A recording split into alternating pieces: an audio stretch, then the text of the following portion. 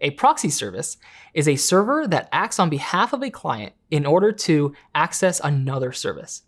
Proxies sit between clients and other servers, providing some additional benefit: anonymity, security, content filtering, increased performance, a couple other things.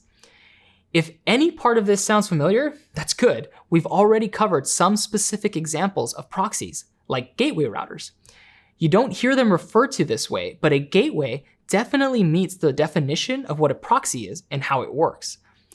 The concept of a proxy is just that, a concept or an abstraction. It doesn't refer to any specific implementation. Proxies exist at almost every layer of our networking model. There are dozens and dozens of examples of proxies you might run into during your career, but we'll cover just a few of the most common ones here. Most often, you'll hear the term proxy used to refer to web proxies. As you might guess, these are proxies specifically built for web traffic.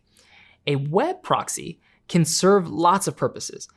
Many years ago, when most internet connections were much slower than they are today, lots of organizations used web proxies for increased performance.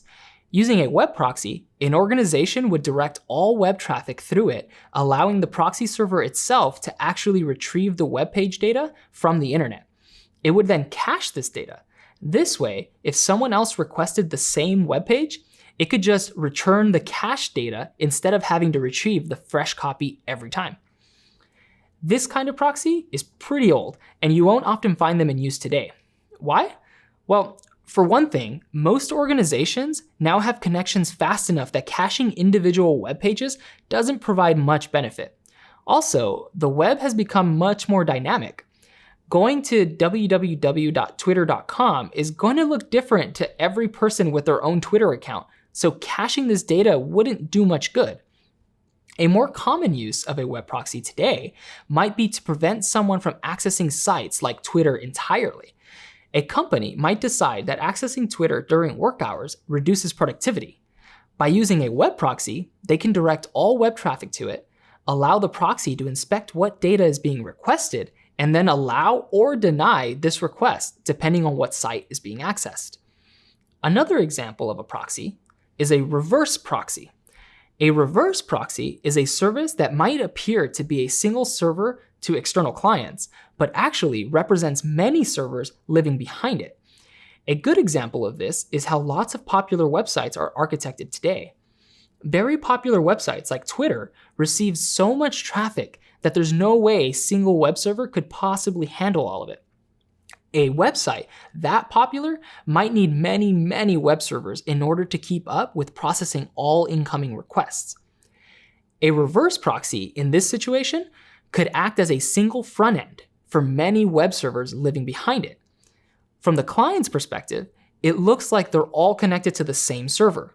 But behind the scenes, this reverse proxy server is actually distributing these incoming requests to lots of different physical servers. Much like the concept of DNS round robin, this is a form of load balancing. Another way that reverse proxies are commonly used by popular websites is to deal with decryption. More than half of all traffic on the web is now encrypted, and encrypting and decrypting data is a process that can take a lot of processing power.